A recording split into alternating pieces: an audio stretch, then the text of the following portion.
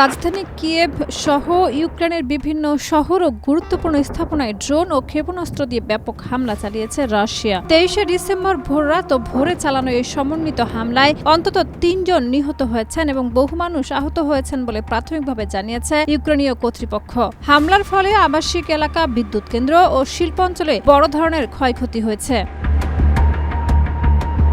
এর আগের দিন মস্কোতে একটি গাড়ি বোমা হামলায় এক রুশ জেনারেল নিহত হওয়ার ঘটনা ঘটে। এ ঘটনার মাত্র একদিন পরেই ইউক্রেনে ব্যাপক হামলা চালানোয় পরিস্থিতি আরও উত্তপ্ত হয়ে উঠেছে। বিশ্লেষকদের মতে সাম্প্রতিক ঘটনা প্রবাহের জের ধরেই রাশিয়া হামলার মাত্রা বাড়িয়েছে।